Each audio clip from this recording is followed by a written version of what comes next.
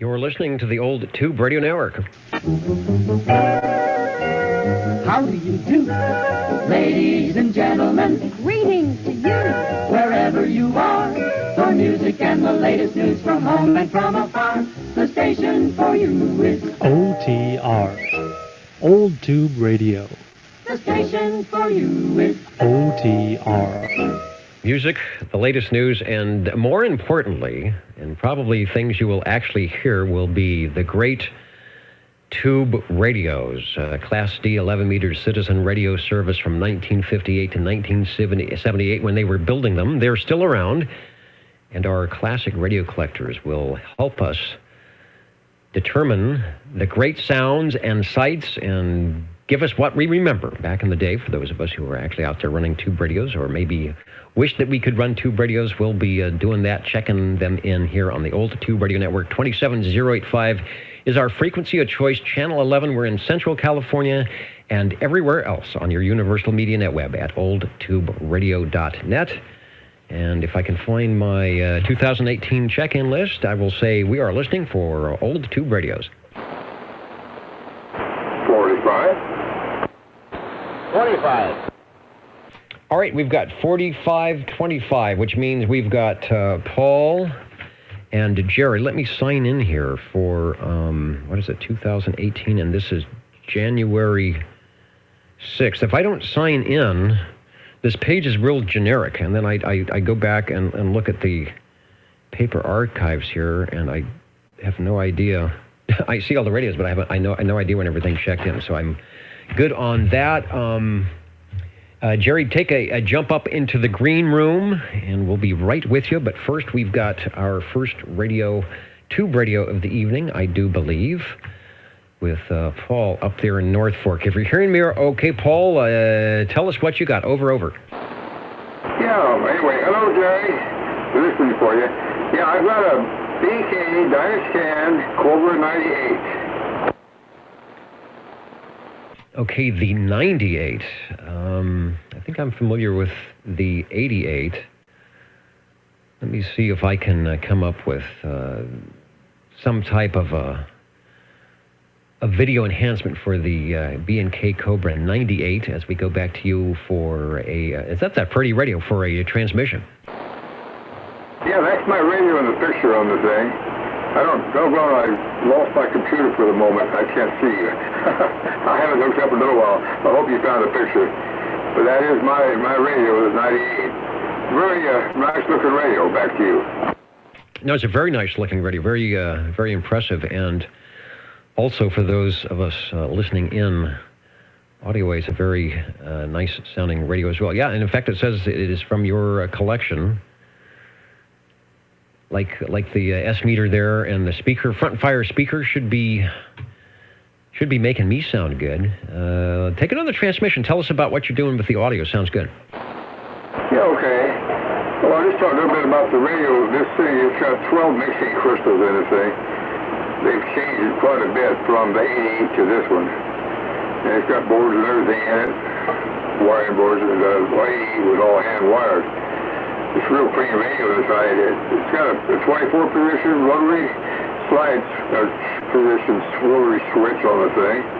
So it's got 24 channels in it.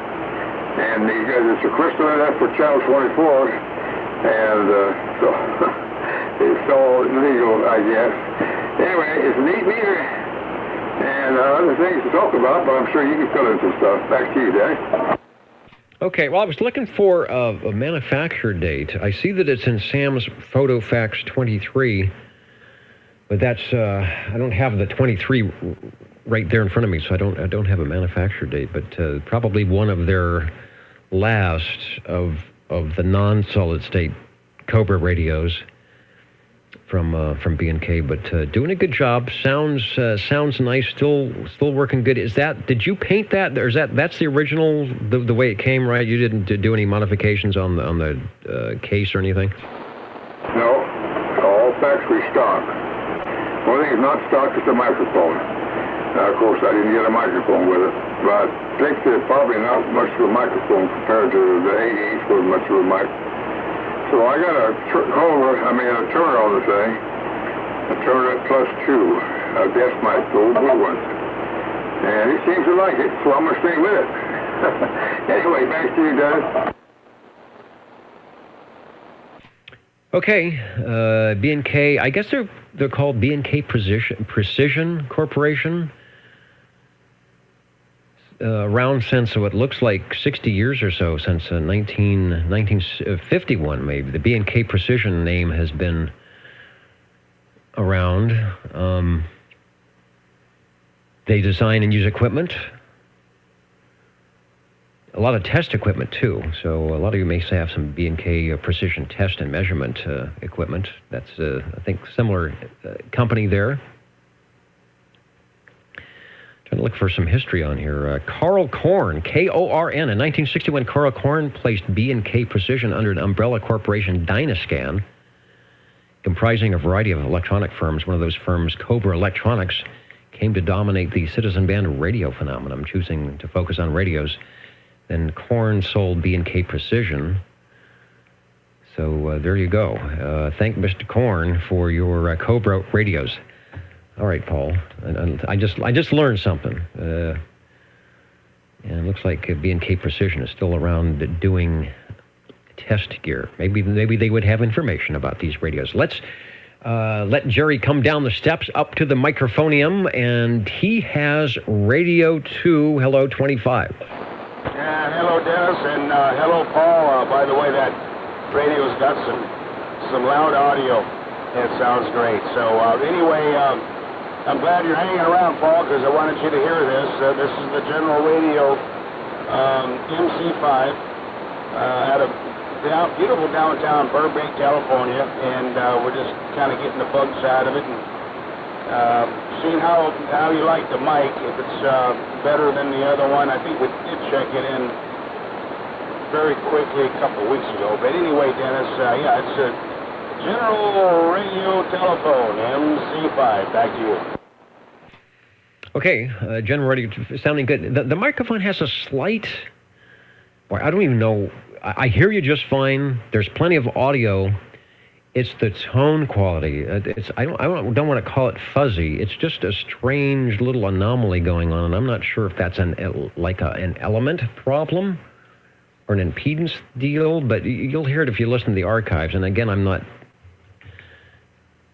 taking any points away for anything, because I'm hearing you just fine. It just doesn't sound, it sounds restricted somehow in some of the frequencies on the audio. So we'll discuss that. Beautiful downtown Burbank's where the radio made. We were having a lot of Southern California. Maybe they knew you were going to check in a Southern California radio. Hacienda Heights listening in tonight, and I thought I saw some more Southern California stations. They will appreciate your radio. Give us another transmission, over. Okay, well, the microphone I'm using on this thing is a powered Turner plus 3B, and I might have had the mic gain up or the volume up a little hot, so I turned it down a little bit. Did that kind of smooth it out? No, I think you can go back with the volume. I'm still hearing the little bit of frequency issue. And hey, we've got a good shot of an MC5 courtesy of SWL 45. So we're in good shape on the pictures. Go ahead and bring your audio back up. I'm going to say whatever I'm hearing is not from flat topping or distortion, over. Oh, okay. Well, that's good to know, because I know we tried another non-powered Turner, and it was flat topping. And this does show some swing to it, so, we'll just keep messing with it. Might try another mic. But anyway, I appreciate you checking it in, Dennis, and we'll warm up another one. All right, the mic's doing good. It's keying the radio every time. It is producing audio, and that I can hear just fine. And like you said, it's modulating the radio enough to show a little bit of forward movement on the watt meter there. The General Radio Telephone MC5 from 1962, first date of manufacture, 1963, with a very popular radio and a good selling radio for General Radio Telephone at $200, believe it or not. And it wasn't even 23 channels, only 7 tubes.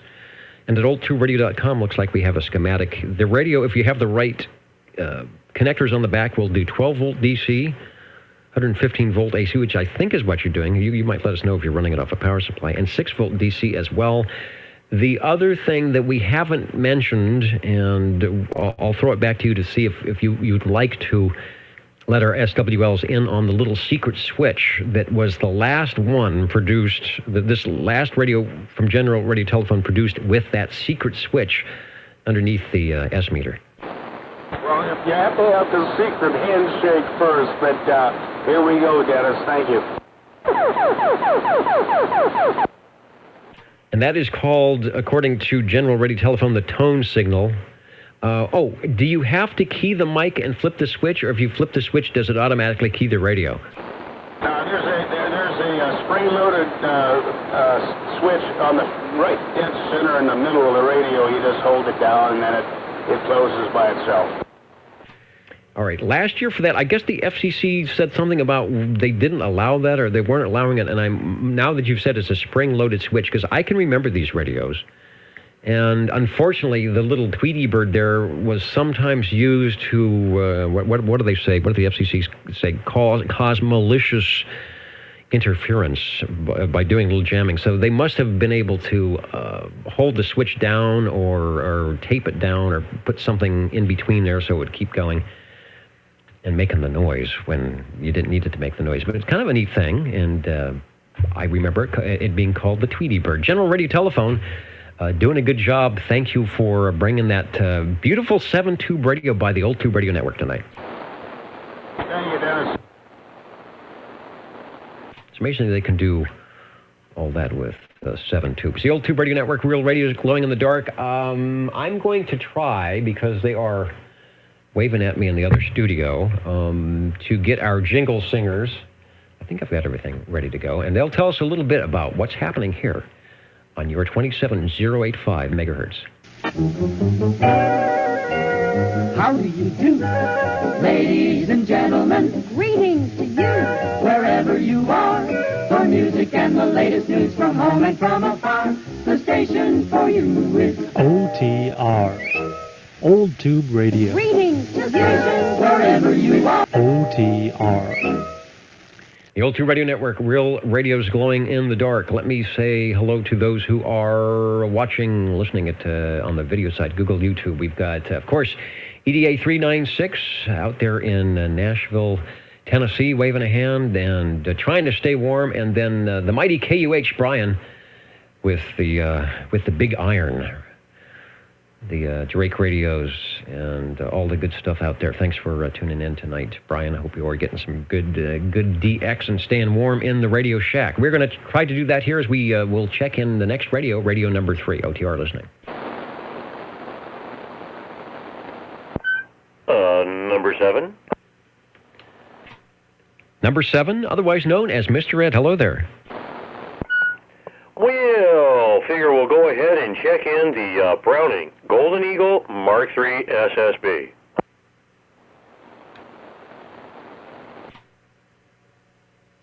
I think that would be a good thing to do. Let me get back over to the page where I can actually do that without a problem. The Golden Eagle Mark III, our first Browning of the evening, and a good one it is. We'll pop up a shot of the Mark III for those who may not be familiar with that radio. A classic, I guess, wanted by many, but owned by few, and I think part of that was due to the high price tag. Yes. In fact, the first one that I ever saw was Kids Can Look But Not Touch. So, yeah, I got to look at one a lot, but I never had the chance to operate one until I found this one and bought it for myself. And the one you have on the picture, just like this one, has the gold-plated D104 attached. I thought you were sounding a little bit more golden tonight.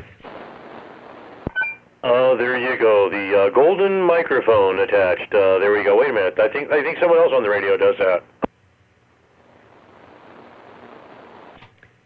Now, from what I remember, the Eagle, the Eagle series, that they're like the Mark II and Mark IIIs and even the R2700s, the Eagle Brownings were known for their great receiver. So what do you think? You've got a tram. Tram's also good. What do you think about the receiver on that Browning there? You know, especially when it comes to weak signal, picking that up, it compares with my modern Yaesu that I've got sitting over here. The tram is a little quieter. It doesn't pick up quite as much static, but I think the Browning's actually a little more sensitive in that area. And as far as that goes, the Johnson 223 actually has a darn good receiver. It's pretty darn close. So all in all, it's not like it's major steps above. Yeah, and I think where the difference might show up, like you said, if you do an ABC comparison, it's like, well, I hear the station on all of them, even if it's weak.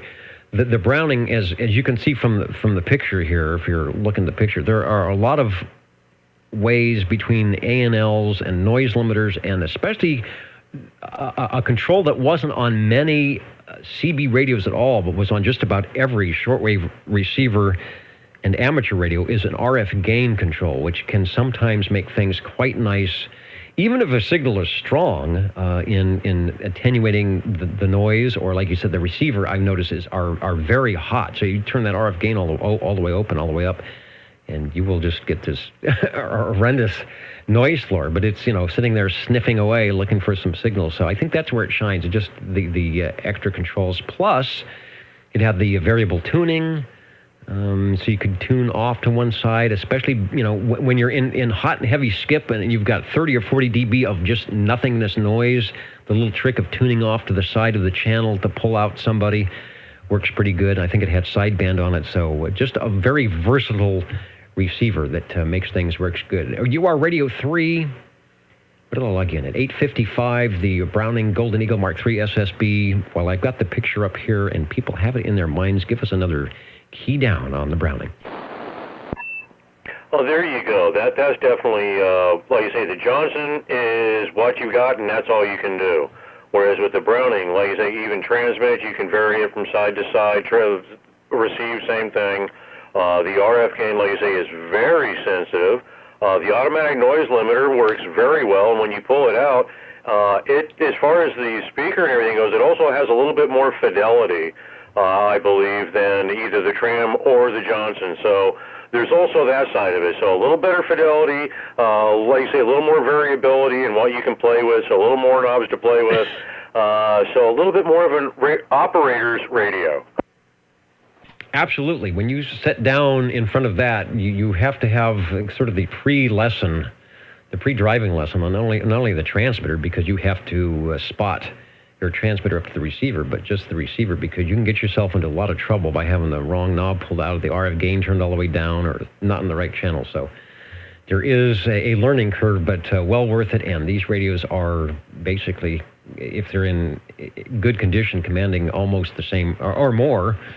If they've been refurbished, the same prices as they were back in 1972. 1972 to 1976, the run on these guys before they were sort of, I wouldn't say they made obsolete, but things went to 40 channels, so Browning Laboratories had to do some updates. Thanks for Radio 3. It sounds great.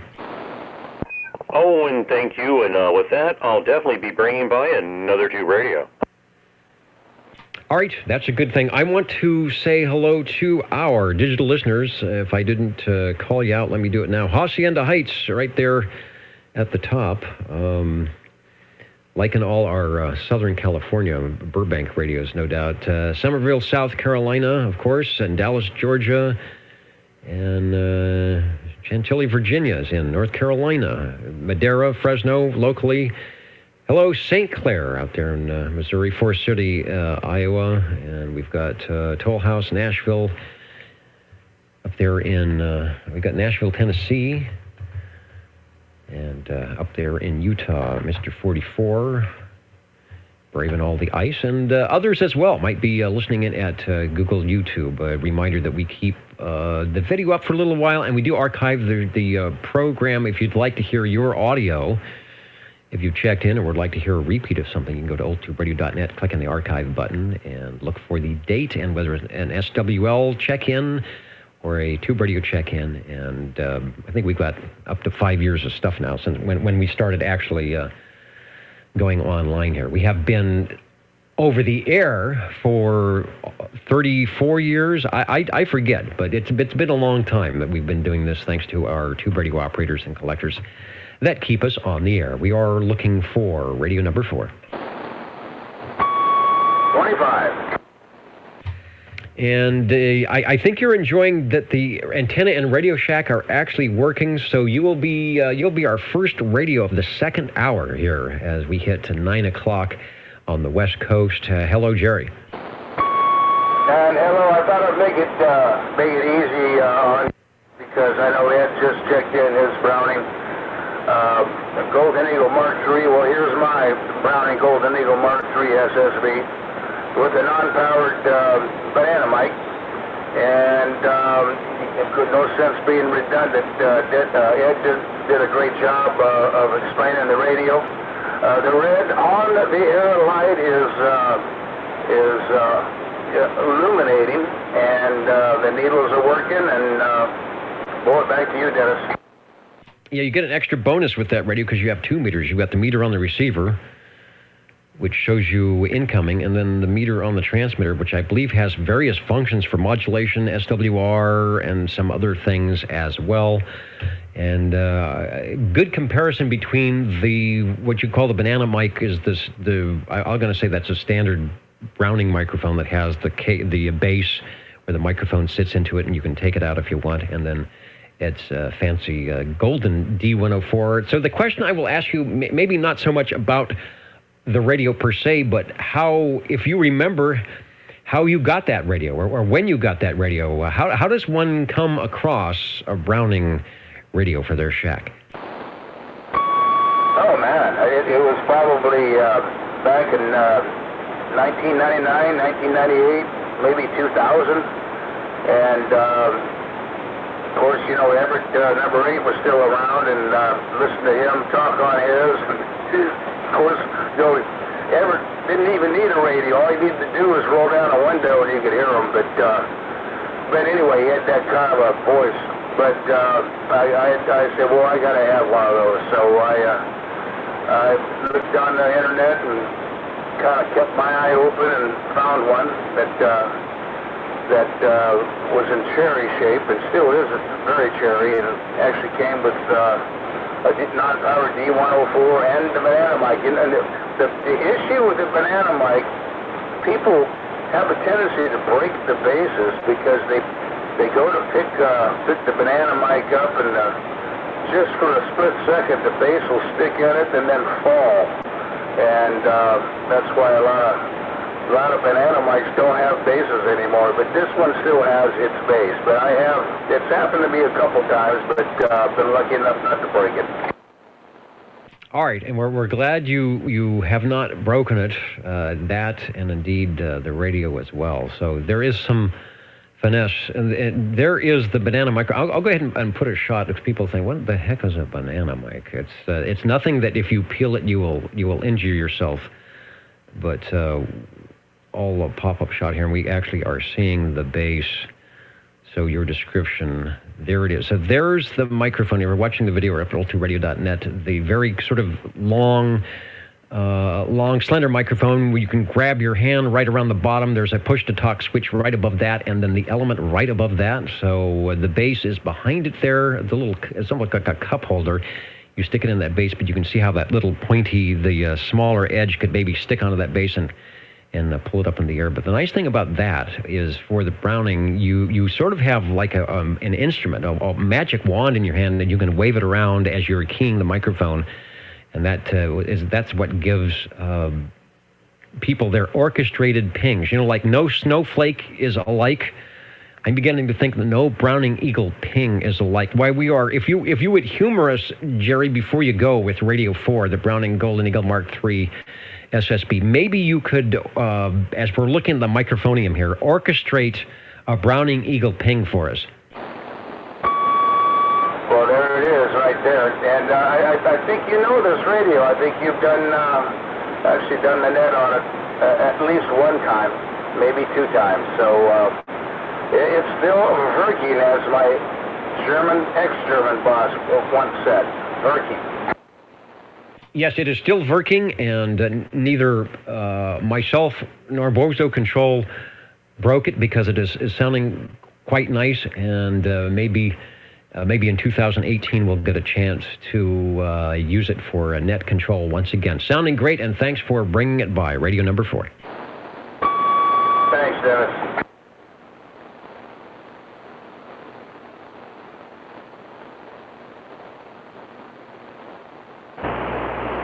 45.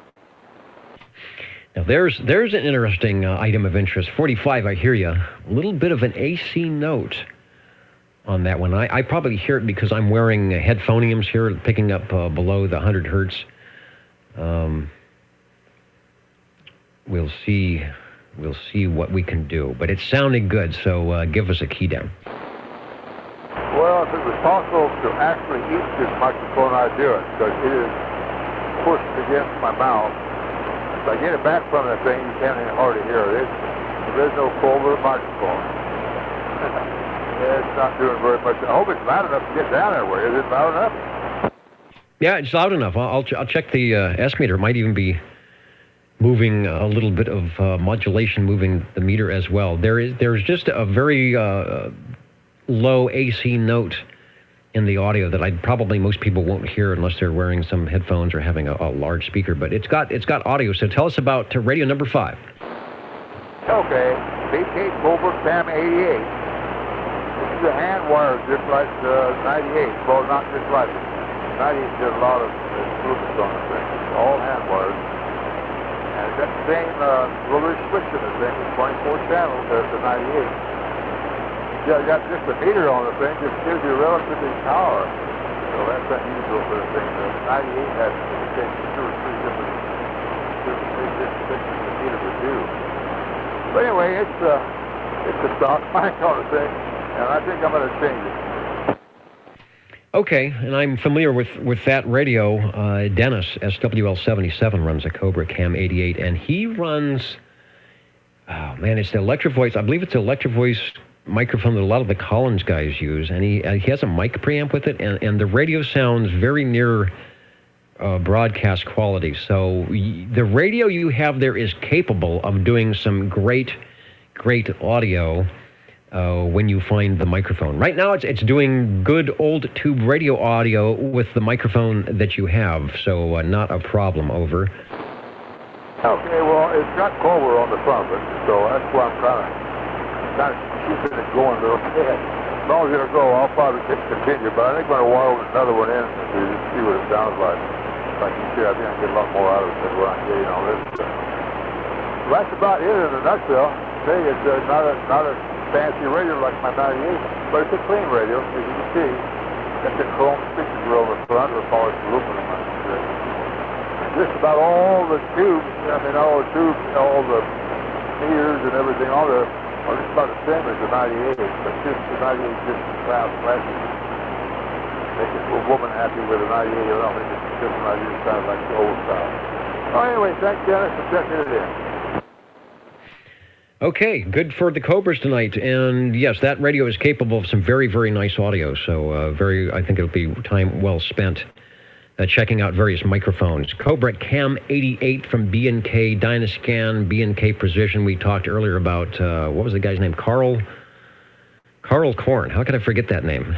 In 1961, out of his garage and other places, creating radios and test equipment, and the company is still going today under B&K Precision. Sounding good. Thanks, Paul. Enjoying the cams tonight.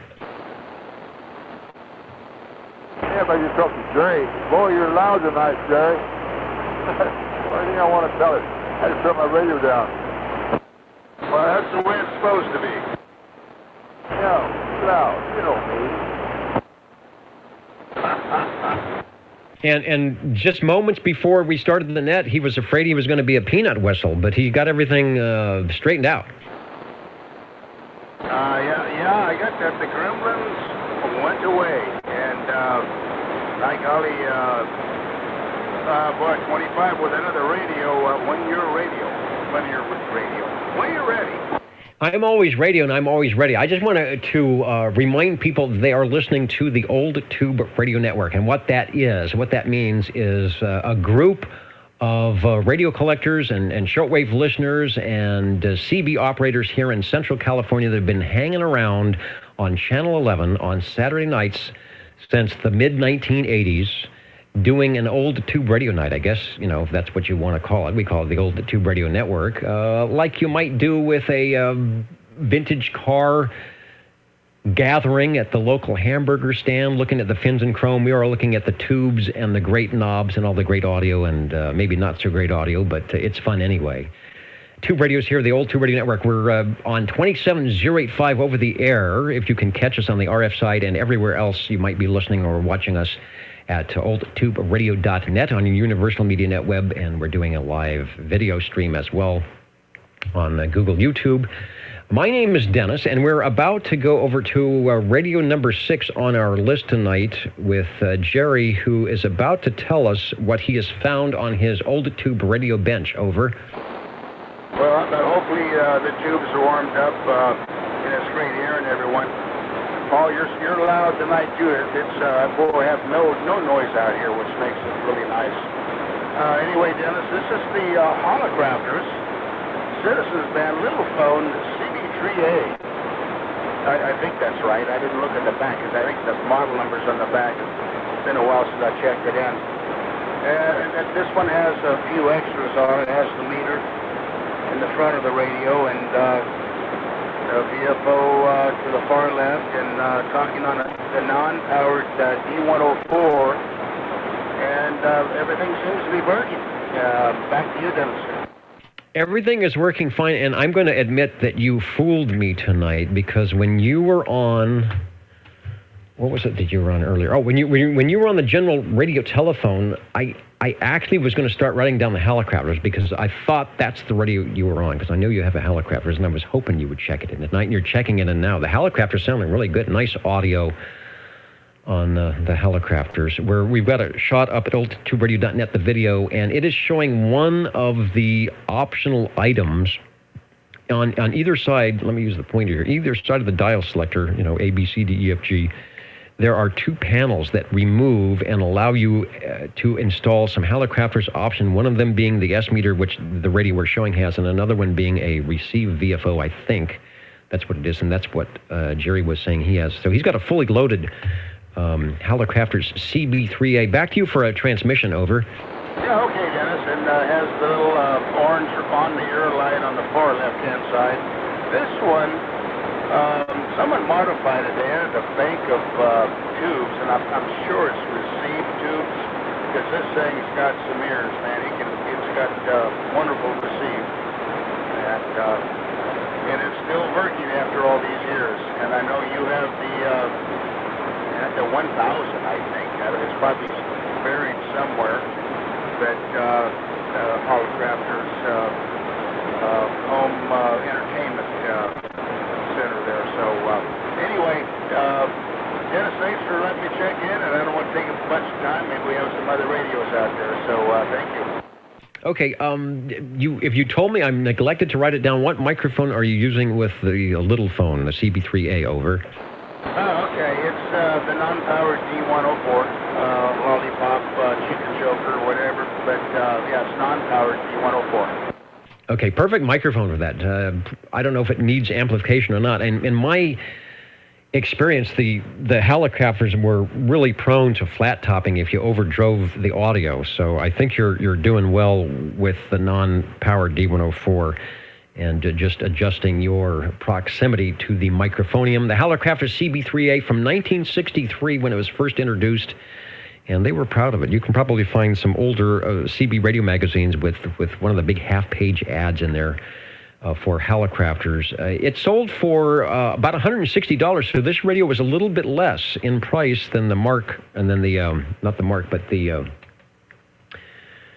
MC5 from General Radio Telephone, but that was a fairly typical price, $150 to $200 for the non-23 channel radios, and you could add S meters and some things to bring the price up. And like What was our other 7-tube radio we had? Like the MC5, I guess. It also runs 7 tubes. There is a schematic available at oldtuberadio.com if anyone is interested. And as we talked about last week, the Hallicrafters Company, William J. Halligan, started in 1932. And, of course, he was selling broadcast radios and televisions and phonographs.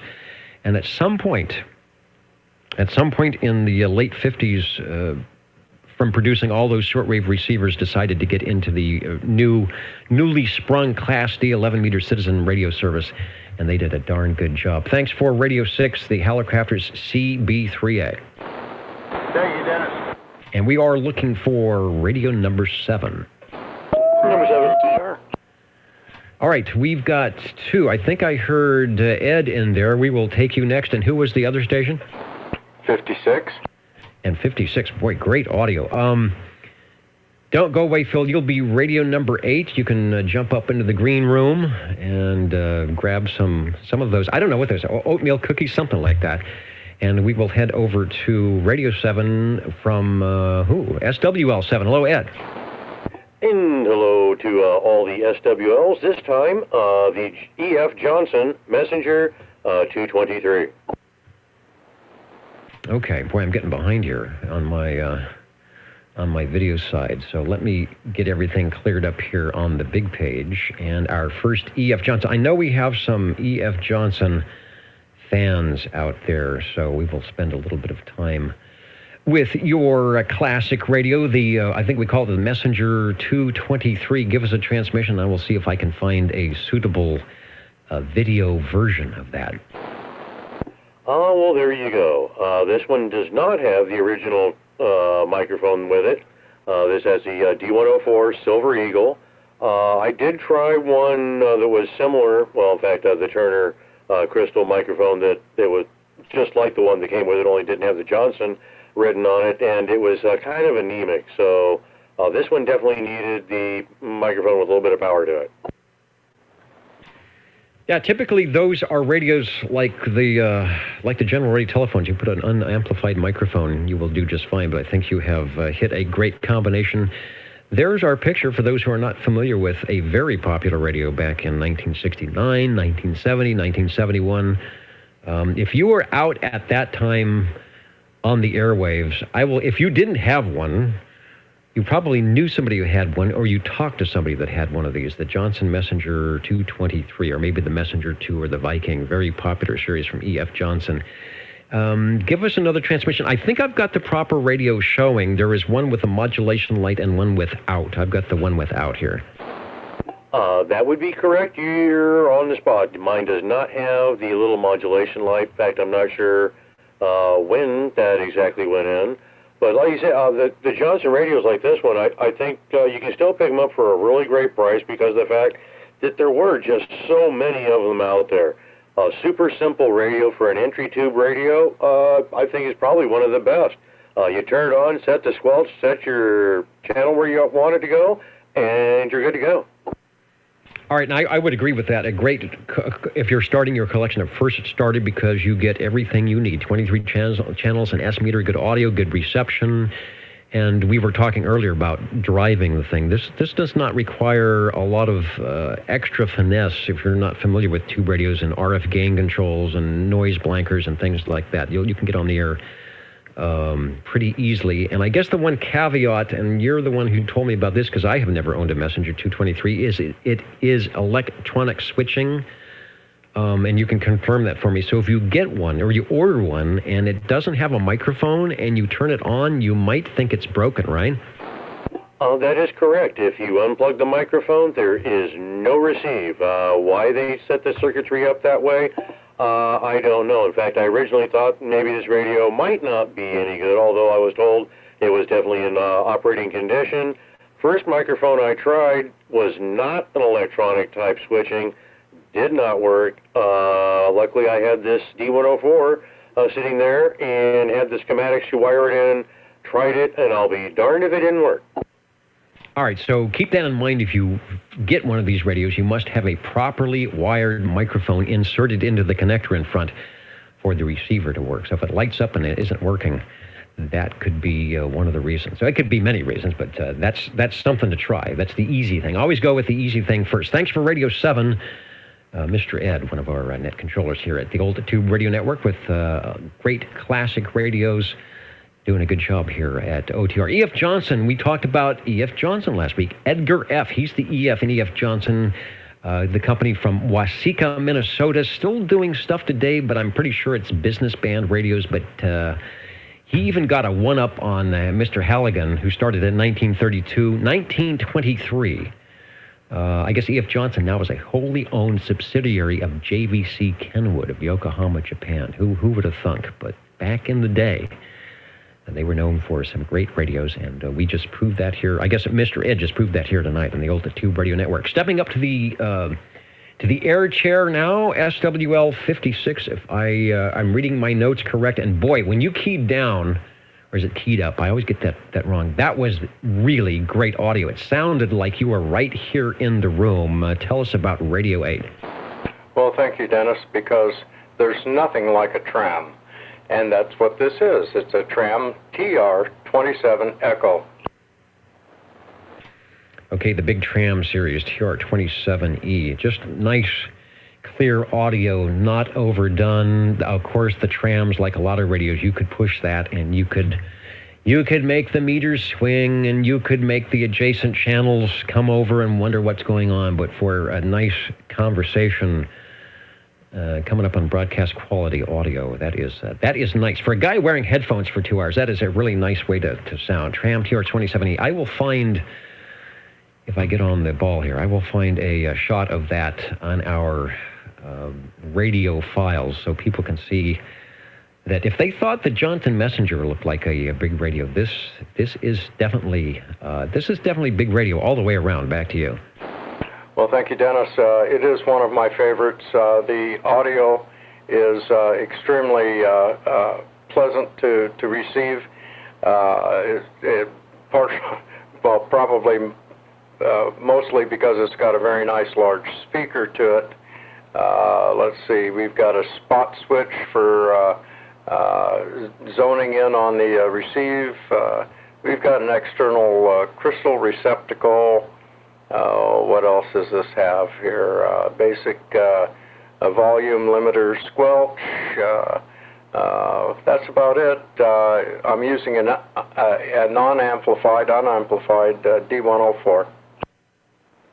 Johnny got another unamplified D104. A good choice. D104 is a good choice for many of the tube radios, for just out of the box. I think it'll sound good without any problems. And typically amplification is not necessary on I'm going to say most of the radios. Sometimes the earlier radios need a little bit of help, and then sometimes you get a radio that somebody else had with a power mic, amplified mic that was turned way up, so they went in and turned the radio way down, and then you have to go inside the radio and check some things that way. For those listening and thinking, that just sounds great, Phil's S-meter reading is about 15 over S9. I've got some attenuation going, so I keep my noise level down. So he's got a pretty strong signal, but he's not by any means pegging the meter here, but you can hear how nice the radio sounds when you have just a standard signal coming into the receiver here. What else was I going to mention? Oh, our picture that we're showing is courtesy of our operator who checked in the prior Radio 7. He checked in the E.F. Johnson. That's Mr. Ed's radio there. So if we're lucky, if we play our cards right, we might even get to hear that radio, because there's some things on it we might want to explain. But in the meantime, let me go back to Phil. So, and it's good. Phil has been checking in radios for a long time here in the Old Tube Radio Network, and it's good to have you back in 2018. Well, thank you, Dennis. I've got some projects on my workbench unrelated to radios, and it's been taking well, not so much my time, but my real estate. So I kind of cleaned a spot off to put this one on, and I just wanted to get at least one radio on the air for the start of this new year. Thank you, Dennis. Back to OTR. All right, a good way to start 2018 is with tube radios. Thanks, Phil. I know you're know you're busy with the projects there, so it's a treat when we can get a little bit of airtime with the great collections that you have. The Old Tube Radio Network, Real Radio's Glowing in the Dark. Let me wave a hand here over to the jingle singers in the studio who are munching down on the cookies, and let them know that they need to get over to the ribbon microphone and let people know what it is they're listening to here. How do you do? Ladies and gentlemen, greetings to you. Wherever you are, the friendliest station for you by far is known to all and OTR, the Old Tube Radio Network. the station for you is OTR. The Old Tube Radio Network, Real Radio's Glowing in the Dark.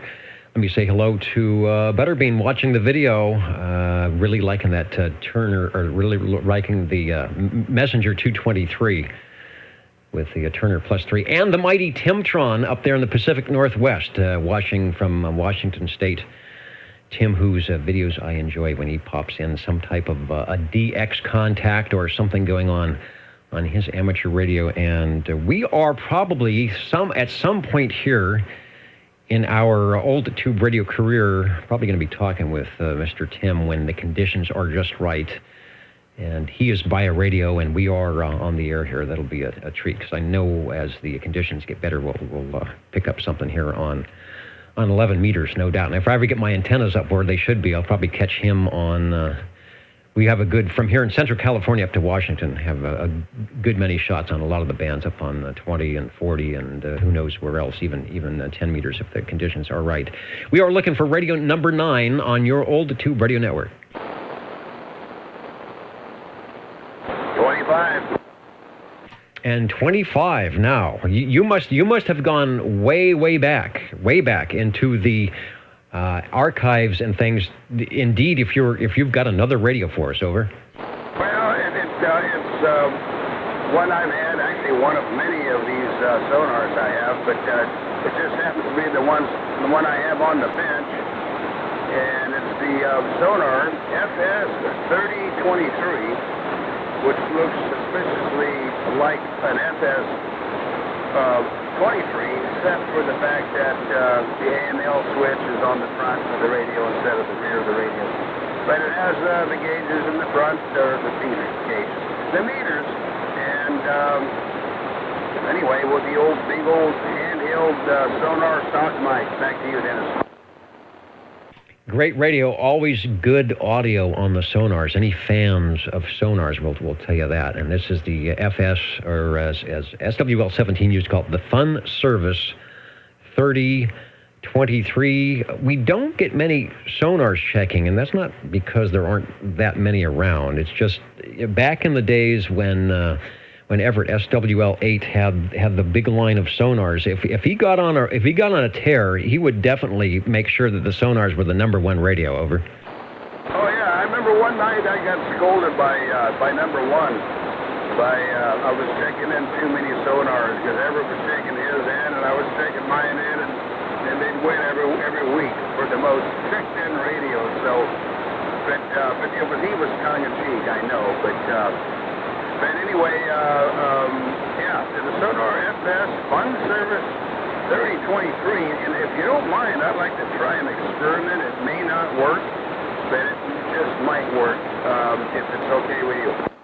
Yeah, that's one of the reasons why we're here, to experiment with microphones, check things out. It's perfect. Plus, it is being recorded, so if it's a dud, it will go down in infamy. So go ahead.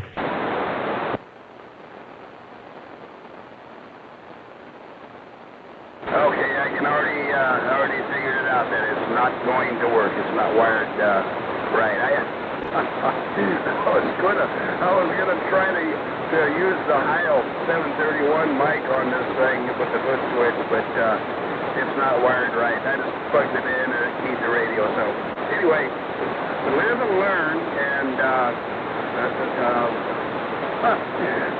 my experiment was a failure.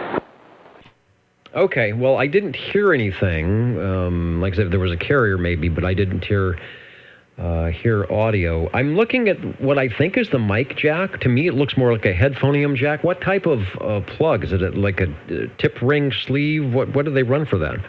Yeah, just that quarter-inch jack, and that's why I have an XLR connection, you know, to the Heil or any kind of a higher performance microphone that I thought I'd try.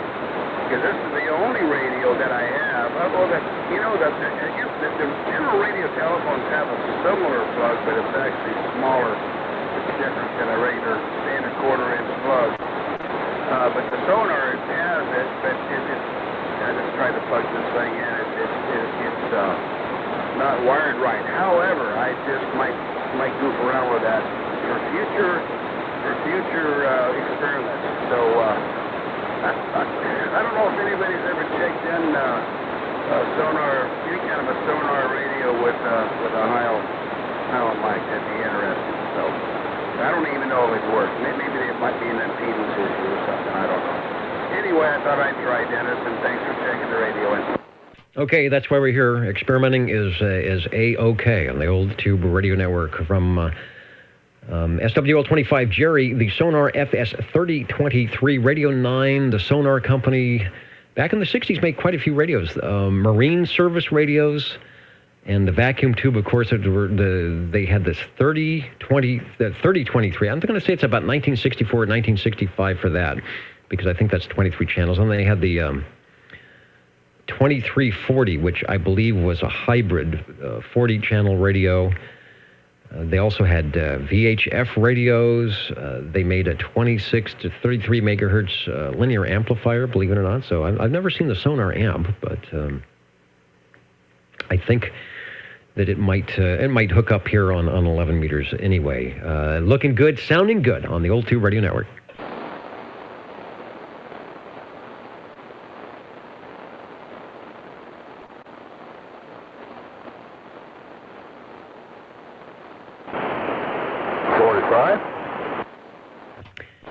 And speaking of sounding good, we might have Radio 10. Anyway, Paul, I hear you. Over. Yeah. Wait, Dennis, let me get this thing out. It's the polyphonic CAM number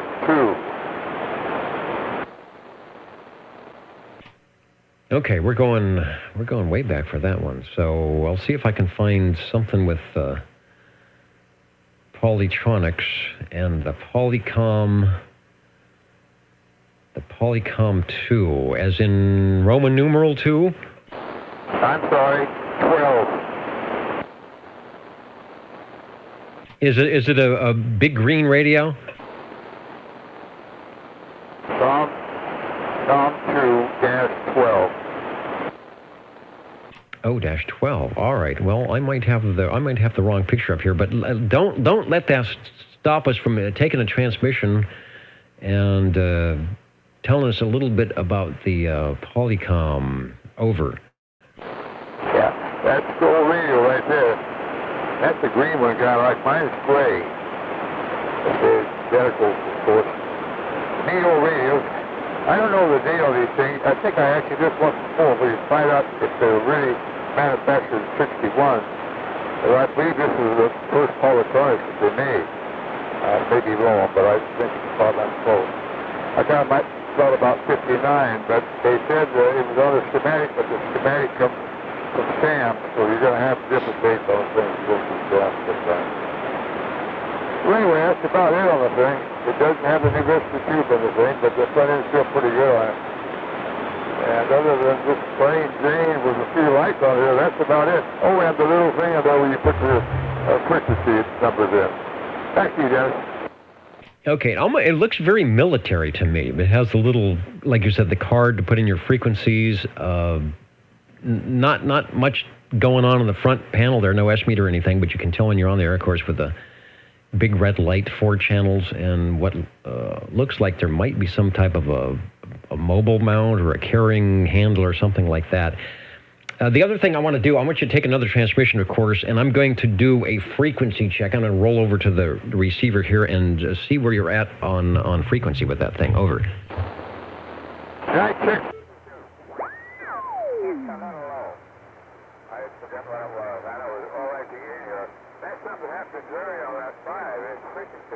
To give you a press report. he's low and he's messing up. I can hear him good on the base radio, but on some of these old tubers, you can't hear him, you know. You don't have the adjustment for it. That's my rambling. Back to you. Okay, not a problem. Yeah, you're low, but not very low at all, like 27084.8, so very close. I thought that maybe you were off frequency on that, but you are dead on. So the Polytronics Polycom Pro 2. I was looking to see if I had any information on SAMs, photo facts, or anything. No dates, but I'm going to agree with you that if that was anything, we're probably looking at 1959 or 1960 for that. And still working great. And it is Radio 10. So thanks for pulling that one out. I bet a lot of our listeners and viewers are seeing that radio and hearing that radio for the first time, or a Polycom Polytronics. They're probably used to the later models, but this is the one that got their foot in the door, I guess, for 11 meters. Back to you. Yes, I'm sure you're correct on that. I'm going to find out exactly the date on things if I can. I got information, but you got to kind of dig sometimes for it. But by the way, this has that big old heavy polished aluminum polytronic mic made by Turner. That thing weighs a ton. It's carbon. Hard to tell by difference to it, Dennis. Hey, thanks for checking it in. Okay, I was going to say it sort of has our carbon microphone sound like the old General Radio telephones. I think some of the Hallicrafters back then used carbon microphones, but that was kind of standard if you were old enough to remember the dial telephones that had the really heavy hand, receiver handset. You had lots of carbon microphones in that, so that was part of it. Polytronics Polycom 2 on your old tube radio network, where the jingle singers often tell us this. You're listening in the latest style at 27.085 megahertz. Channel 11, Old Tube Radio. In wonder. Fresno, California. 27.085 megahertz. Well, they didn't want to stop there, did they? Number 7. And we don't want to stop either here on the Old Tube Radio Network. We've got plenty of time up until 10 o'clock to check in some radios, which we will do. We've got 7 with 11. Over. Oh, there we go. Although someone already checked one in just like this one. This one's mine. The Tram TR27 Echo with the 638 Electro Voice microphone.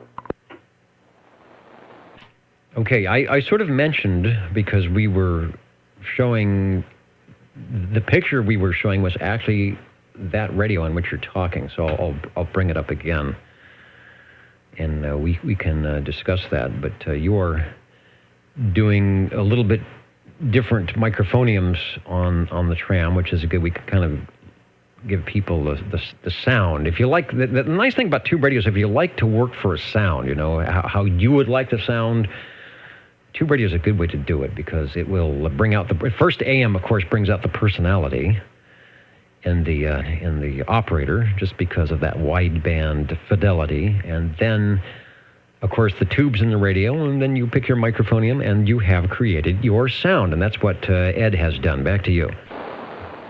Oh, there you go. Actually, tried a few different microphones out on this one, and this one seemed to work the best. In fact, kind of took a little poll of all the SWLs out there that night, and everyone agreed this microphone sounded better on his radio, so it has stayed there ever since. Indeed. And what is the microphone again? The Electro Voice 638, the one with the bifurcated head. Yeah, really cool-looking, I'll call it silver, but I mean chrome-style microphone that, my guess, it weighs a little bit, so you have to have some type of a hefty, decent stand to keep that thing from toppling over. Well, I was lucky enough that this one has the stand with it, so it's got the Electro Voice little stand. It's got a nice little metal base, a push-to-talk bar, a little lock on the front also. It works quite nicely. Okay, I'll see if I can get, it's a big big photo here, but if you're watching the video, I'll pan down. There is probably very similar to what Ed has with the microphone head, the bass, push-to-talk bass, and we'll go back up to the bifurcated head. I'm sure his probably is in a little bit better condition than the one we're showing, but this is the shot I have. So that kind of gives a classic look to the whole thing. There you go. Yep, mine is definitely in better shape. But yes, that is the very same microphone. Mine's still all nice and shiny. Been buffed out pretty well. No major scratches or anything like that on it. So got a pretty good deal on it. All right, and it works well with the tube radios. I know some of the Collins guys, ham radio guys, like that microphone as well. So doing a good job for Radio 11, our second tram TR27E of the evening. If you like trams, or if you like any type of glow-in-the-dark radios, you've got to like the old tube radio network. Thanks, Mr. Ed. Also, let's check in over on the big board. X4000, listening in from Brentwood tonight on I'm not sure what he uses. He may use one of those Quaker Oats cans with some type of a coil and a string attached. But anyway, looking good over at oldtuberadio.net. And let me, while I'm up here, see if we've got any comments or any answers to comments from the video world. We've got Okra Gumbo from Youngsville, Louisiana, who is listening in, watching, and probably liking the tube radios tonight. I hope you maybe have some classic radios of your own enjoying the show tonight. And of course, Rich, as always, saying hi to the SWLs. This is the Old Tube Radio Network. We're looking for radio number 12.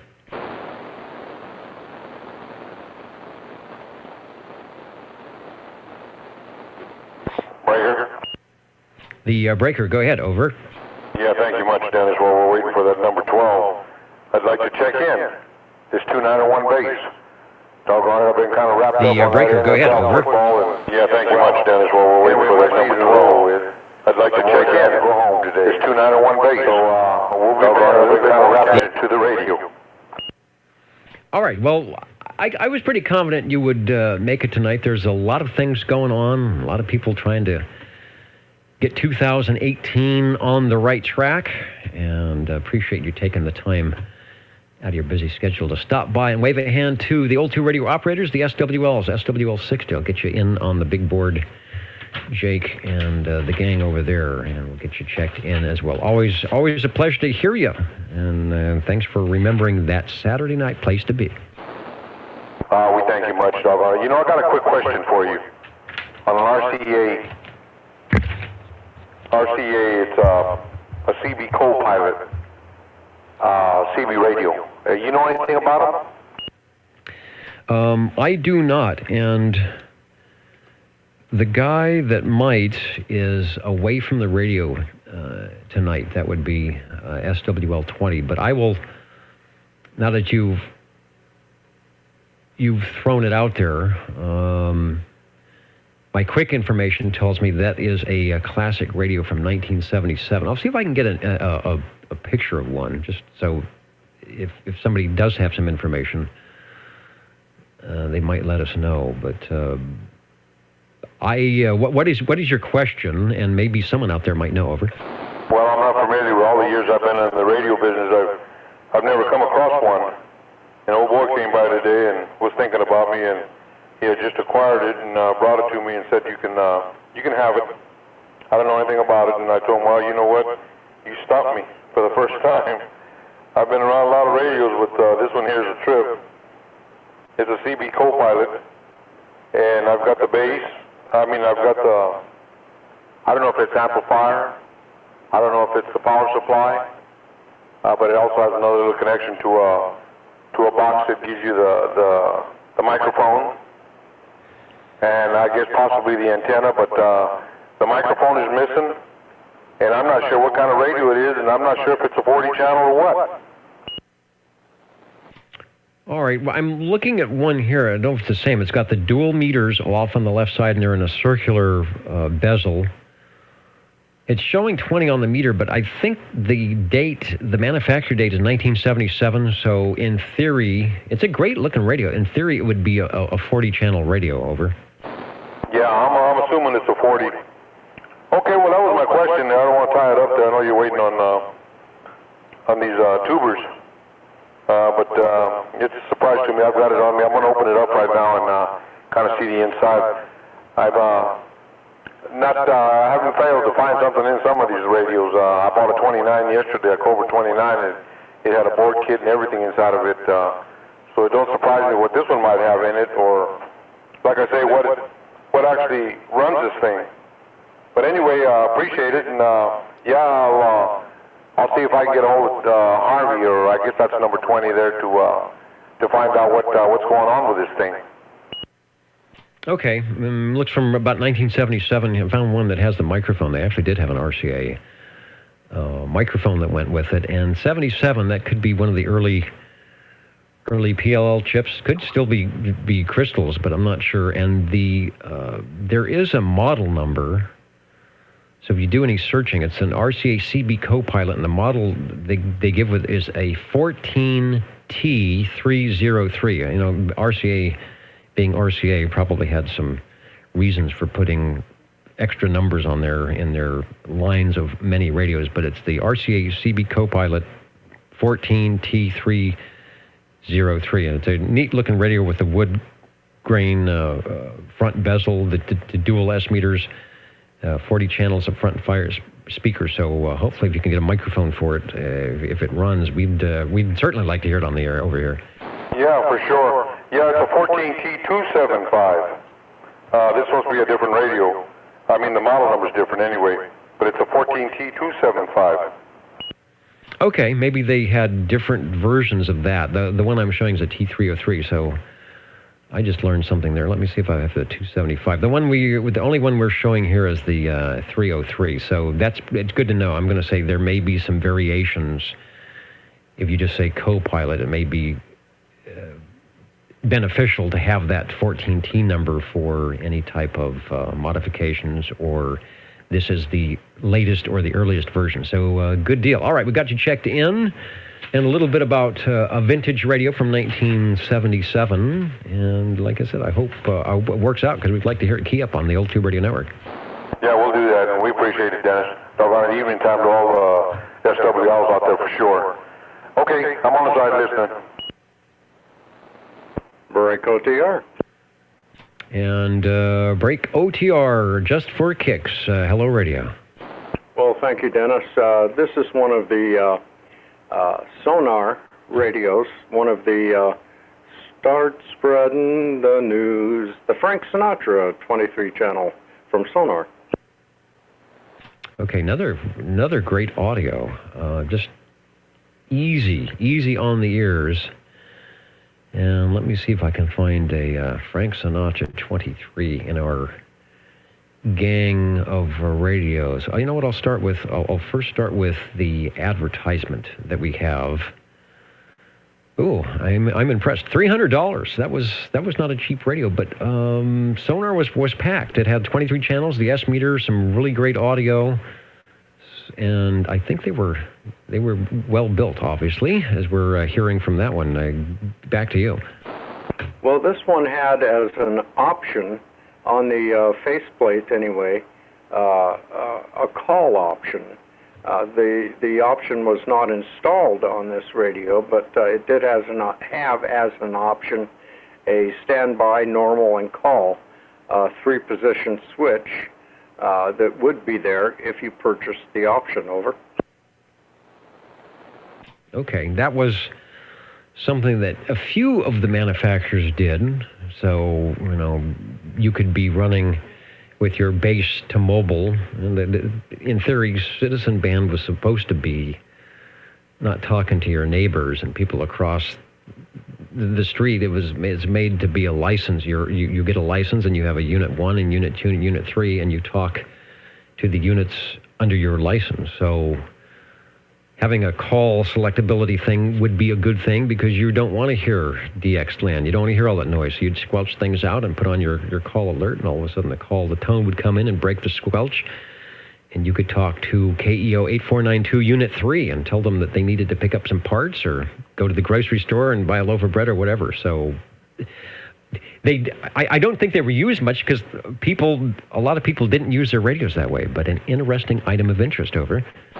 Well, indeed. I don't know for sure, but my theory is the standby position would be that the radio receive would be quiet, except for another station's tone alert. And then if the receiving station heard that, they would move the switch to a normal position, and then they could receive transmit. And then, of course, the obvious, if they wanted to call, they would depress the switch and send the tone to call. My theory, I don't know if that's so or not, but it kind of makes sense a little bit. Over. Yeah, definitely, because I don't think it's like a CTCSS, and I'm just wondering how well it worked when you had top of the sunspot cycle and 30 dB over S9 noise level of heterodyne, if that would actually break the little tones and squeals would break through and just make things not usable, but who knows. But options are good. The more options are available, the more things you can sit on the table. We're showing the Sonar FS-3023 at oldtuberadio.com or at .net, and you are also listening to the Sonar FS-23, courtesy of the collection of Phil, who is here in Fresno, California. The frequency synthesized citizen band radio with super heterodyne receiver. That's the Sonar FS-23. Back to you. Well, and I can tell you it is quite super. I'm very impressed with the quality of sonars. They're just almost like bulletproof. The way they're made, the quality of the audio receive, and signal reports and audio reports seem to be quite favorable with this unamplified D104 microphone, the same one I was using on the tram previous, but I'm very happy with this radio. I think it's a very quality made radio. I don't know what if Sonar is still around or what company absorbed them or what just happened after, but I think they made a very, very good product. I'm impressed. Over. They did. They always get good reviews and praise if you go on some of the CB radio sites, the guys like the Sonars, and mainly for the great transmit audio, which we are hearing. And I think all those mid-60s Sonars, the one we're looking at here, the FS-23, 1965, I think the 3023 was, any of the 23 channels were all in the 64, 65, 66 range, and I believe they all use the same mic plugs. So if you've got one sonar, a couple of sonars, and you've got a microphone that works great, they should be interchangeable with all of them. I've been so busy enamored of your radio, I haven't even written down what it is that you have on the big sheet, but I will tell you that you are Radio 12, and we'll log you in at 9:48. So I'm glad you made that space on the table tonight, because you just never know what pops in when you have a chance. Well, indeed so, and yes, I don't know if all the sonars are this way. All the sonars I have use oh goodness, what is it? Is it called an RCA quarter-inch type phone plug? I believe that's what it's called. Could stand correction. Over. Yeah, regular. I guess they call them phono jack, quarter-inch phone jack. But I'm curious. You might not know this, and I don't go unplugging stuff. There's the regular. I'll call it. There's a monaural plug that has the two, like a tip and a ring, and then there's the stereo plug that has the tip, the ring, and the sleeve. I'm just wondering if it's the one that has that would be 3 wires, which would make more sense to me since you have audio and a keying circuit in there. Do you recall if that has it's like a stereo plug rather than the monaural plug? Well, stand by. I'll unplug and tell you. Stand by. All right, that's why I like the Old Tube Radio Network. It's live radio, and we'll hear the answer, or else I'll get a postcard about the smoking radio. Okay, as best I can tell, and I certainly am guessing it has. I believe it's got 2 insulators and a ground. So whatever that means, that's what it has. Over. Okay, I guess that would be the common. Do I have one here? Can I unplug something? The common stereo plug. See, there's a monaural plug right there. Where's the video? So where's it? Where's my camera? There we go. See, it's got the tip and the ring. So it has the extra, to get that extra wire in there, which is what I would think you would need if you were keying things up. All right, and I messed up my I messed up my white balance by doing that. All right, Radio 12, it's sounding good. Phil, thanks for the sonar tonight. I haven't counted and mounted, but the sonars are up there. Well, real good, Dennis. I'll be standing by if I can stay awake and listening for the counting and the amounting. Back to OTR. All right, well, we are just about, man, time flies. It's about 5 minutes left. The jingle singers, I guess, have a contractual obligation to do at least so many jingles, so here we go before we sign out. What are the magic numbers? 27.085 megahertz, channel 11. Are the magic letters? OTR. Right here in Fresno, California. Radio Magic Old Tube Radio. for you. And we're looking for Lucky Radio 13. 25. 25, are you feeling lucky? Over? Well, I don't know. This radio hasn't been fired up, warmed up in a lot of years, so it looks like it's happy. Anyway, this is the Sonar Model G, 8-channel transmit with kind of a 8-channel VFO. Actually, it has I guess that's a VFO in the front of it, but anyway, I'll have to kind of struggling making it work because. As you know, the stock sonars don't have a built-in speaker. You have to use an external speaker. So, anyway, I kind of jury-rigged one up, but I'm surprised to see it transmitting.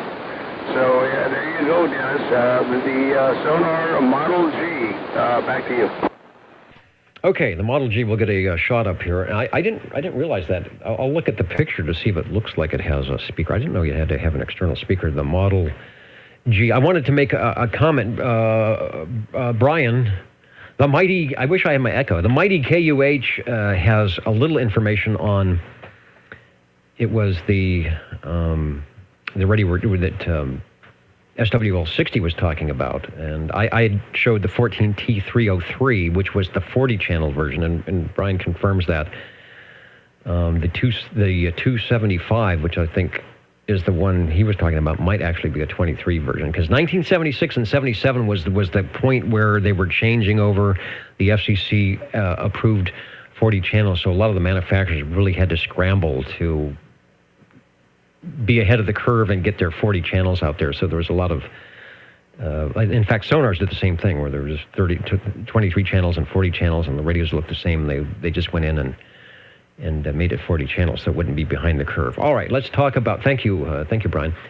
Let's talk about what we've got going on here for Radio 13, the Model G. All right, I don't see a speaker grill in the front, but that doesn't mean it couldn't be somewhere else. Yeah, that's correct. There's no grill on the front because there's no speaker. You get a quarter-inch jack in the back of the radio. You got to plug in an external speaker, otherwise, because there's no speaker to transmit all day long, but you won't hear nothing. But anyway, it does have on the face of it, does have an external crystal socket that you could plug in any particular frequency you wanted to, and then, of course, there's a switch to go to that particular item of interest. So, and there's also an XTAL button in the front. I think that's some kind of a call thing, but I'm afraid to push that button. I actually had to pull the lid off this thing to wiggle around some tubes, and boy, this thing needs some help, man. It's dusty and dirty inside. Like I said, I'm surprised it's transmitting. So, but anyway, Dennis, thanks for checking it in. All right, don't go. It's transmitting well. It's got some really nice audio. I've got a nice shot. It's kind of looking up to the radio. Got an S meter. This was sort of a fancy model, even though it was only 8 channels. Maybe it was made more for mobile use or something. I don't know. It didn't have a speaker, but $229.50, the Model G. I see that it has a spot, so you've got channels. So it has a tunable receiver and a crystal control transmitter. So do you have to spot it when you set it up? No, I just got to put it on the transmit channel frequency, which is, of course, 28085, and then kind of tune in the VFO to find it. But no, there's no way to spot it. You just got to listen for it. Okay, the one, I hope I've got the right one here. The one I'm showing actually has it's on the other side of the S meter. It's got they call it an crystal spot. There may be some way to work it in there, but it really has good audio. If you listen to the archives, you'll be pleased with the way it sounds. And you're compared to the Browning, which is probably your most powerful radio coming in here, you're just above the noise on my S meter, but you sound very good. You sound much better above the noise. Give me another transmission, and we'll check out. I'll do a zero beat. Check out the crystals for you. Hey, Dennis, you know what? I button is, it's a spot button. So I haven't really messed with it, but I'll bet you if you press that in and then rotate the VFO, and it'll show up on the meter where you're on frequency. So I stand corrected. Comment. All right, and we have a comment. We'll take the comment. I just want to let you know quickly, you are 3 kCs low. That's why I wanted to spot you here on my receiver, because it was sounding a little bit fuzzy. And boy, when I tune you in at 27, 82, you are really loud. So put the post-it on that one. That one's 3 kC low. If you're talking to somebody like a Regency Imperial that's got a really tight receiver, they might not hear you at all. They might think you're sideband. The comment, go ahead, over.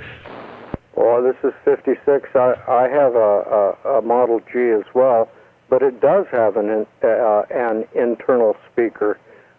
So maybe that was an option. I don't know, but mine does, in fact, have an internal speaker over. Okay, did you hear Phil's comment, Jerry, over? Just barely. The receive on this is not the best, but Phil, if you're saying it does have a spot button, I just figured it out. Okay, actually what he's saying is he has a Model G. I'm not sure if it's what version, but he's mentioning that in his radio is an internal speaker, so he doesn't need the external with his Model G, over.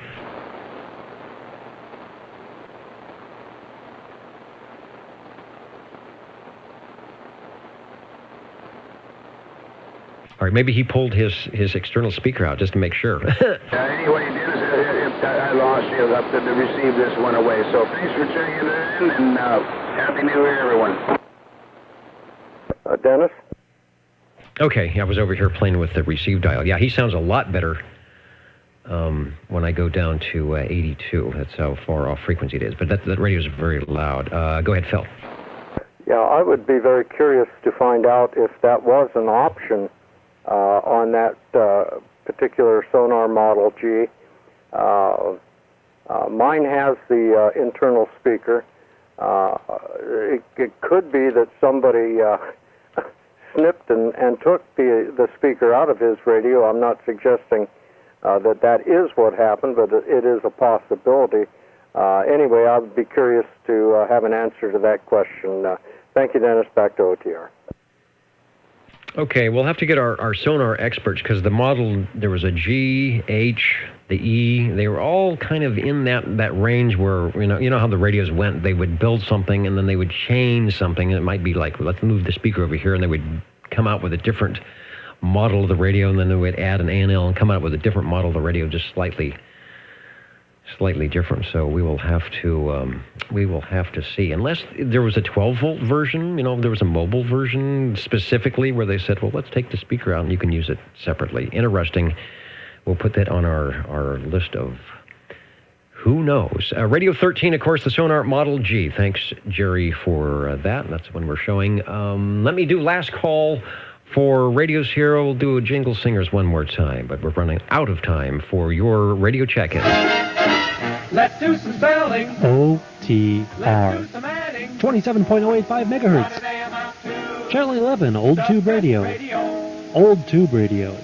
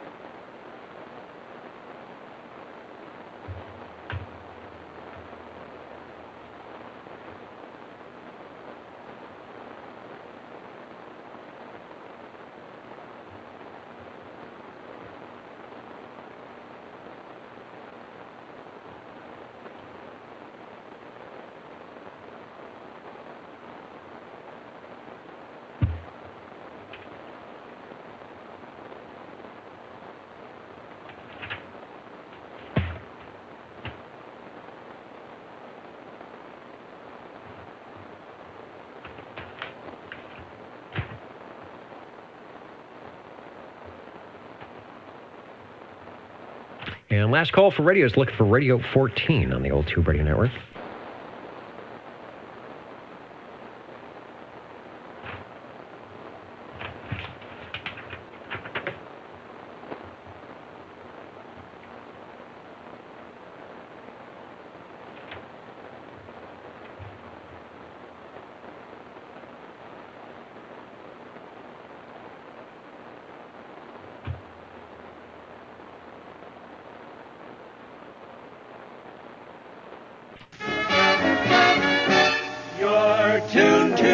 OTR.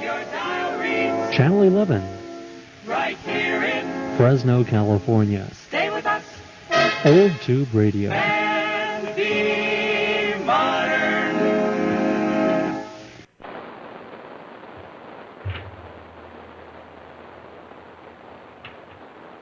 I still love that. Be modern with tube radios.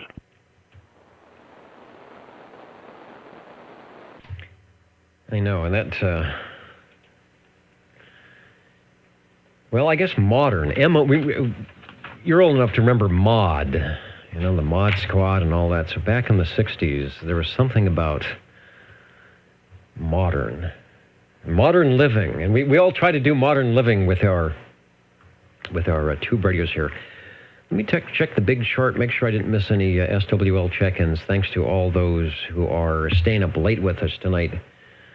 Across the U.S., out there in Tennessee and New York, North Carolina, Virginia, Georgia, Southern California, Utah. We got some good radios tonight. We got a nice cross-section of old and new, and we'll be going over that as we do the counting in a mountain. Ladies and gentlemen, time now for the current OTR totals.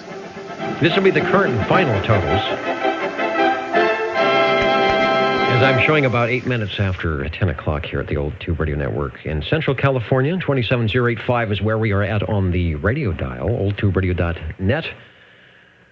Across your Universal Media Net web, and I think the video says it's still rolling.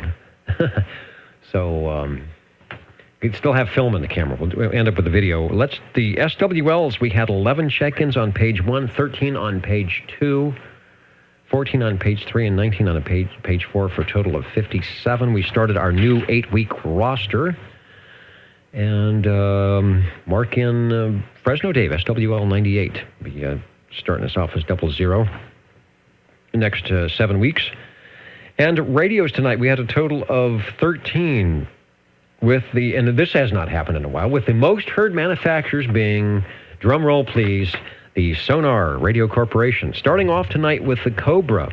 And this is a radio that had a chance of being the most heard manufacturer also, which we don't hear a lot of. Cobra CAM 98 from Paul. Thanks, Paul. Paul's always good at either doing chronological check-ins or picking a model and then going through it and giving us the various models that came out. And he did that tonight with the Cobras, the Cobra CAM 98, starting things off. Mr. Sidekick tonight. Good to hear, Jerry. I'm glad, Jerry, I am glad if you're hearing me and got the radio back, I'm glad you got your antenna working, because it paid off well for us here at the Old Tube Radio Network tonight as we got to hear some of the classic collection that we have not has not been on the air for a while. The General Radio Telephone MC5 for radio number 2. Also, Mr. Ed with his Browning Golden Eagle Mark III SSB. That was followed by the Browning Golden Eagle Mark III SSB from Jerry SWL25. And for a while, I thought maybe the Brownings were going to be the most heard radio. Cobra CAM 88 was radio number 5 from Paul. Work on that audio. If you find some more microphones, there is no rule saying that you have to bring a radio by just once.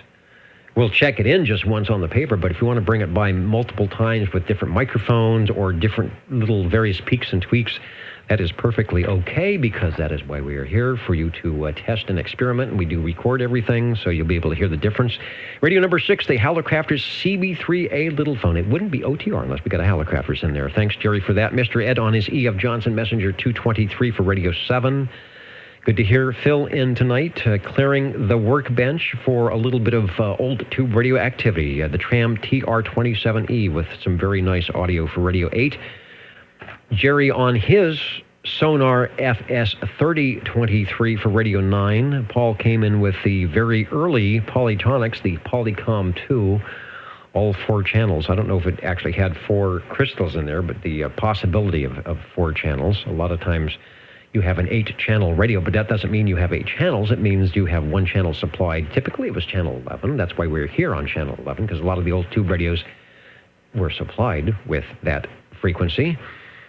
The Polytronics, Polycom 2, thank you for Radio 10. Mr. Ed on his Tram TR27E, and for a while, maybe the Trams could have been the most heard manufacturer. Then we got Sonar number 2, the FS-23 from Phil, Radio 12, and Sonar number 3, breaking the tie with the Model G 8-channel radio from Jerry. So very good, everybody. A nice showing of tube radios. And for those watching and listening, hopefully you are doing something like this where you are at maybe necessarily not an old radio night, but a get on the air night to keep things going and break away from the TV and looking at the phones and all that. And it's fun. You know it's fun. So I hope you can do that.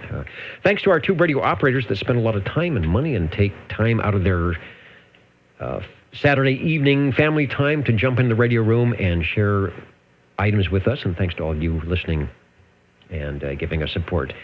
SearchLawrence.com works on the Nixie tubes. It keeps things running on that end. And hopefully, if it's all running next week, in 2018, we will key up once again for 34 years of glow-in-the-dark radio on the Old Tube Radio Network. 73, everybody. We'll catch you next time. Good night. Good night. Always a great job, Dennis. Hopefully we'll see you here next week.